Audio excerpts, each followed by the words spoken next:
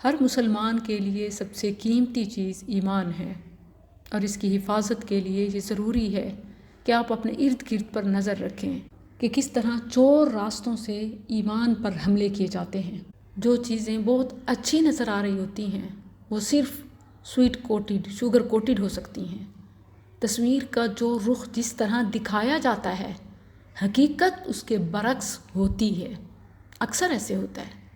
اسی لیے technology, media اور ایجوکیشن، ان 3 ڈپارٹمنٹ سے خاص طور پر خبردار رہیں۔ اس وقت یہی ورلڈ وار ٹولز ہیں۔ تعلیم کے نام پر فحاشی، میڈیا پر امن، اتحاد اور آزادی کے نام پر جو طغیانی سکھائی جاتی ہے، دکھائی جاتی ہے، اس کی کوئی حدود و قیود ہی نہیں ہے۔ اب وہ موسیٰ علیہ السلام کے دور کا فرعون نہیں ہے، اب کا فرعون اپڈیٹڈ ہے۔ اب جسمانی غلامی نہیں، ذہنی غلامی کا دور ہے۔ اب وہ اسرائیلیوں، قوم موسیٰ کے بیٹوں کے قتل کا دور نہیں کہ گھر گھر فوجیوں کو بھیج کر نومولود بچوں کو قتل کیا جائے، بلکہ اب اسکرین کے ذریعے سے، میڈیا کے ذریعے سے گھر میں موجود نسلوں کو اپاہج کیا جا رہا ہے۔ لڑکیوں کو باہر نکلنے کے لیے لڑکا بنایا جا رہا ہے۔ بختاور ٹو بختو، ایک drama, the journey of a young headstrong girl trying to escape her troubled home difficulties and pain. ظالم معاشرے کے خلاف ایک مسلمان لڑکی کا جہاد، کیا خوبصورت ڈرامہ ہے۔ جی ہاں، یہ ڈرامہ ہے۔ اس امت کو مصیبت یہ ہے کہ یہ دین بھی ڈراموں سے سیکھتے ہیں، ہمدردی بھی غیر محرم سے کرتے ہیں، صلہ رحمی جو ہوتی ہی اپنوں سے ہے وہ بھی غیروں کے ساتھ کرنی ہے۔ آپ کا اخلاق جو گھر والوں سے شروع ہوتا ہے وہ بھی باہر والیوں کے لیے ہے۔ اب ذرا اللہ اور اس کے رسول کا بھی فرمان سن لیجئے۔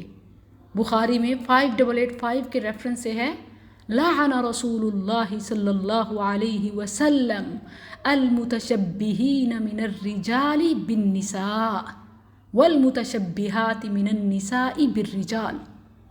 عبداللہ بن عباس رضی اللہ عنہما بیان کرتے ہیں کہ رسول اللہ صلی اللہ علیہ وسلم نے ان مردوں پر لعنت کی جو عورتوں سے مشابہت کریں، اور ان عورتوں پر لعنت کی جو مردوں کی مشابہت کریں۔ پہلے تو یہ اوکیجنلی ہوتا تھا، کبھی کبھار، برائڈل کوٹور ویک ہے، ڈفرینٹ ایونٹس ہیں کہ ہمیں مرد عورت کے عروسی لباس میں اور عورتیں مردوں کی نکر بنیان پہنے کیٹ واک کرتی نظر آتی ہیں، لیکن یہ صرف شوبز کی حد تک تھا۔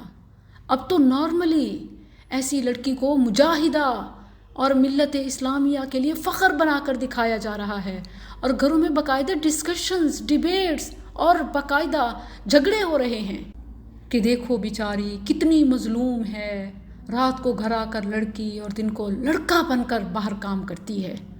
یہ بیچاری نہیں، یہ مظلوم نہیں، یہ گھر کی ہر لڑکی کو باہر نکلنے کا راستہ دکھایا جا رہا ہے۔ یہ اس لعنتی فعل کی طرف رہنمائی کی جا رہی ہے، بلایا جا رہا ہے، ذہنوں میں ڈالا جا رہا ہے، جس سے رسول اللہ صلی اللہ علیہ وسلم نے منع کیا۔ اسلام عارضی پابندی کو ہرگز قبول نہیں کرتا کہ کبھی تو اپنی جنس کی حیثیت سے کام کرو اور کبھی مخالف جنس میں جا کر کام کرو۔ اسلام میں ایک کردار اور اس کی ذمہ داری دی گئی، اور اسی میں مجبوری کی صورت میں ریلیف بھی دیا گیا، اور اس کو نبھانے کی صورت میں ثواب بھی دیا گیا۔ اسلام life time, full time job ہے۔ اسلام اپنی جاب سے نکل کر دوسرے کی جاب میں کوئی سیلری نہیں دیتا۔ اسلام میں ریلیف ہے، مجبوری کی حالت میں رخصت ہے، لیکن دوسرے کی جنس میں جا کر وہ کام کرنے کی اجازت ہرگز نہیں ہے۔